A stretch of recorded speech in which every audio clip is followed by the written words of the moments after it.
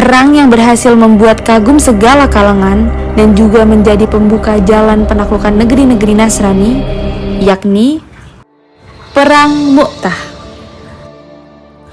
Perang dahsyat yang jatuh pada 8 Hijriyah dan berlokasi di Mu'tah ini disebabkan oleh terbunuhnya utusan Rasulullah SAW. Setelah perjanjian Hudaybiyah pada 6 Hijriyah, Rasulullah SAW mulai mengirimkan beberapa utusan untuk mengirim surat ajakan memeluk Islam kepada para raja dan pemimpin dunia. Salah satu utusannya yang bernama Al-Haris bin Umair yang diutus kepada penguasa Romawi di Basra dibunuh oleh Syurahbil bin Amr al-Ghazani yang merupakan seorang panglima kaisar Romawi dari suku Ghassasinah. Padahal membunuh seorang utusan adalah kejahatan yang sangat kejam. Bahkan dengan perbuatan ini sama saja menyatakan perang. Tentu saja Rasulullah SAW sangat murka saat mendengar berita ini. Beliau langsung menyerukan kaum muslimin untuk berangkat perang dan menghimpun pasukan sebanyak 3.000. Pada perang kali ini, Rasulullah SAW tidak ikut serta dalam peperangan. Rasulullah mengangkat Zaid bin Harisah sebagai panglima pasukan seraya bersabda, apabila Zaid terbunuh, maka Ja'far yang mengambil alih, dan bila Ja'far terbunuh, maka Abdullah bin Rawaha yang mengambil alih. Pada malam kedua perjalanan, pasukan muslim sudah sampai Mu'an yang termasuk di wilayah Syam yang berbatasan dengan Hijaz Utara. Ketika itulah para pasukan mendapat berita yang di luar prediksi mereka, bahwa Heraklius telah sampai di Ma'at dengan pasukan berjumlah 100.000 dan disuplai pula oleh 100.000 orang dari kabilah-kabilah Lakhem, Judam, Balkin, Bahra, dan Balyun. Mereka pun bingung dengan berita di mana mereka harus melawan musuh yang berjumlah 200.000 itu, sedangkan pasukan muslimin berjumlah 3.000, menjadikannya perbandingan ini sekitar 1:70. 2 malam mereka berada di Mu'an sambil bertukar pikiran dan mereka berniat untuk mengirim surat kepada Rasulullah SAW untuk memberitahunya tentang jumlah pasukan musuh. Namun, Abdullah bin Rawaha menentang hal tersebut dan membangkitkan semangat pasukan kembali dengan kata-katanya yang membara. Setelah 2 hari berada di Mu'an, pasukan muslim bergerak mendekati markas pasukan Heraklius dan berbelok ke arah Mu'tah dan bermarkas di sana.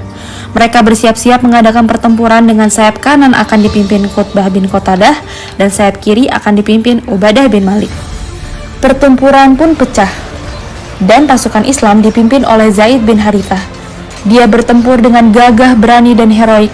Dia terus bertempur hingga tombak musuh menghujamnya dan ia gugur, mati syahid. Setelah itu, pasukan Islam dipimpin oleh Ja'far bin Abi Thalib. Ia pun berperang dengan sangat gigih sampai kedua tangannya putus demi mempertahankan bendera. Ketika syahidnya, tak kurang dari 50 luka terdapat di sekujur tubuhnya.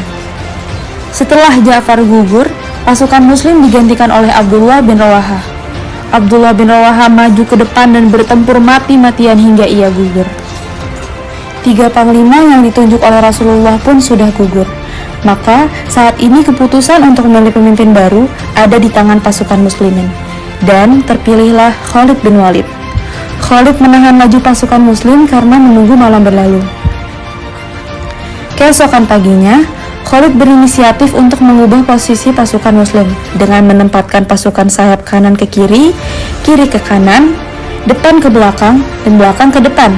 Hal ini berhasil membuat musuh menduga bahwa pasukan cadangan Islam telah datang.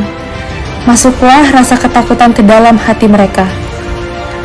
Setelah kedua pasukan mulai bertempur kembali, pasukan muslim mundur pelan-pelan sambil tetap menjaga komposisi pasukan. Namun, pasukan Romawi tidak mengejar karena mereka mengira bahwa ini adalah jebakan untuk mereka. Jika pasukan Romawi mengejar pasukan muslim, secara tidak langsung mereka ditarik ke tengah padang pasir dan pasukan muslim pun akan meluncurkan serangan balik di sana oleh pasukan cadangannya. Akhirnya, pasukan Romawi kembali ke negaranya dan pasukan muslim mengambil kesempatan tersebut untuk mereka pulang ke Madinah dengan selamat. Bagi Khalid, itu adalah ghanimah yang tidak terkira nilainya. Suatu keanehan yang sangat sulit dipercaya, di mana saat itu pasukan musuh nyaris mustahil ditandingi pasukan muslim, baik dari segi jumlah pasukan, perlengkapan perang, persenjataan maupun pasokan logistik. Dengan hal ini, sudah dapat dipastikan bahwa orang-orang muslim pasti mendapat pertolongan dari Allah dan pemimpin mereka adalah sebenar-benarnya Rasul Allah. Oleh karena itu, beberapa kabilah yang sebelumnya memusuhi kaum muslimin merasa simpati terhadap Islam setelah perang Mu'tah ini, sehingga banyak dari mereka yang masuk Islam.